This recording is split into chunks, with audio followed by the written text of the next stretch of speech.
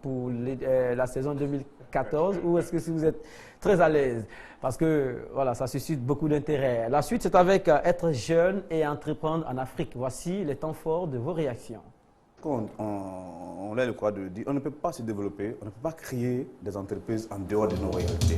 Il faut que les jeunes puissent s'appuyer sur nos valeurs culturelles, nos valeurs traditionnelles qui sont là pour créer les entreprises. Lesquelles, par exemple? Par exemple, c'est très simple, hein, dans la pâtisserie, il faut que nos mères, hein, nos alocos, nos patatines de Wombi, des trucs comme ça reviennent. Il faut qu'on puisse les valoriser. Les gens même veulent aborder une jeune fille aujourd'hui, c'est au shawarma qui les amène. Les trucs traditionnels aujourd'hui qui est un luxe pour nous. C'est les nems traditionnels vietnamiens qui est un luxe pour nous. Et pourtant, nous avons des milliers et des milliers de plats ici que nous continuons de consommer, hein, mais au bord de la route. Pourquoi les jeunes entrepreneurs ne s'intéressent pas à ces gens de trucs? Ne pensez pas qu'on va entreprendre forcément à 30 millions et 100 millions. On n'aura pas. Avec l'intelligence que nous avons, avec ce que nous avons aujourd'hui comme technique et autres, et puis nous sommes allés à l'école des Européens. Donc on peut faire pareil, ça c'est un. De deux, profiter des fêtes pour faire des affaires qui vont rapporter à l'Afrique. On va profiter par des Noël. Là, tout est importé. Là. Voilà, tout est importé. Le sapin, il est importé. Moi, je ne comprends pas. Les poupées blanches sont importées. Les Pères Noël, ses habits, tout est importé. Rien n'est africain et ça n'apporte rien à l'Afrique. Les politiques peuvent avoir des difficultés. Mais nous, en tant que jeunes, en tant que libéraux, en tant que des jeunes entrepreneurs et autres, nous, en réalité, on ne doit pas avoir de problème. Et c'est en cela même qu'on doit retrouver notre ressource pour pouvoir travailler. On les donne ou bien on les aide, ou bien on ne les dérange pas. Parce que moi, je pense qu'on peut ne pas aider quelqu'un, la personne peut s'en sortir. Mais quand on décide de déranger la personne, il ne va jamais s'en sortir. Moi, je pense que si les jeunes se mettent ensemble, ils pourront obliger d'une manière ou d'une autre les États à s'impliquer. Généralement, le problème ici en Afrique, c'est que quand un jeune commence à entreprendre quelque chose qui commence à avoir un peu d'argent, ses dépenses maintenant commencent à être trop. C'est-à-dire qu'il s'achète une grosse voiture, il est dans une grosse villa. Il commence à vivre. Et puis bon, il commence à vivre. Et maintenant, lui, il devient le patron. Il a des secrétaires par-ci, par-là, des téléphones portables inutiles dans sa main. Dans sa vieille maison. Et quand c'est comme 6 mois après, ce sont les dettes maintenant qui le poursuivent et il quitte le pays. Au niveau des États, je pense qu'il faut faciliter la circulation, hein, de ces jeunes-là qui veulent se rencontrer pour pouvoir développer les choses. C'est une autre douane.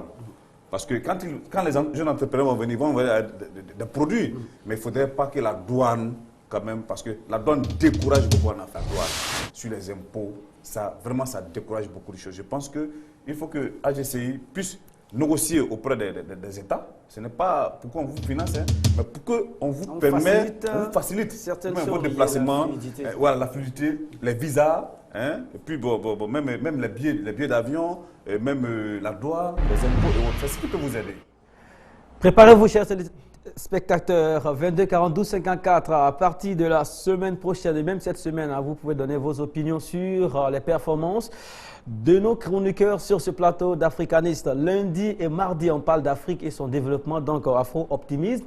Mercredi, on parle de la vie, la carrière, des œuvres des artistes africains avec Guy Defer. Voilà, vous connaissez désormais le nom et les visages. Seydina, autant d'appréciation, ça pleut, hein. Je veux dire, les interventions sur Internet, on les reçoit, les alertes sont un peu partout. Vous sentez autour de vous que vos communications, vos réactions sont appréciées. Il y a beaucoup de vérité dedans. Dans ce cas, est-ce que c'est une pression pour la saison 2014 ou est-ce que vous vous sentez très à l'aise puisque déjà vous avez trouvé la faille? Non, il n'y a pas de pression. Il n'y a aucune pression parce que ce que nous disons, nous n'inventons pas. Ça est là, les faits sont là. Il y a la pression quand on n'est pas trop certain de ce qu'on avance. Nous sommes certains de ce que nous avançons. Seulement, peut-être que ce sont les jeunes qui vont se sentir... Peut-être que ce sont les jeunes qui sont dans, dans la position de pression. Parce qu'un jeune qui nous regarde aujourd'hui avec ses parents, il ne peut pas venir tromper ses parents qui ne travaillent pas ou bien pas ici. Parce que nous sommes en train de donner des recettes. Donc les jeunes peuvent travailler, les diplômés peuvent travailler, les jeunes diplômés africains peuvent travailler. Donc, ils n'ont pas besoin d'aller dans la fonction publique. Comme je l'ai dit, je salue l'intelligence des Libanais. Parce que il faut le dire, les Libanais ont su autour du shawarma qui n'est absolument créer un vrai mythe. qui ont créé, quand vous allez même aujourd'hui dans les coins de Charma, là, il y a glacier partout. Et puis c'est nos patrons, nos boss qui sont là-bas. Oui. C'est vraiment, quand je passe souvent, je suis content de leur intelligence. En même temps, j'ai pitié un peu de nos frères. On arrive. Allons-y au Congo, retrouver M. Sanogo. Sanogo est en direct. Bonjour Sanogo. M. Sanogo, oui. Vous appelez de Congo, de quel Congo? RDC ou Congo Brazza? On vous entend très bien, Monsieur Sanogo. RDC ou Congo Brazzaville?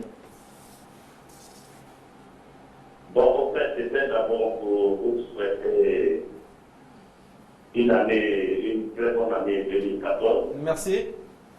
Et souhaiter une très bonne année 2014 à vos deux consultants, M. Diop et M. Ilina. Oui.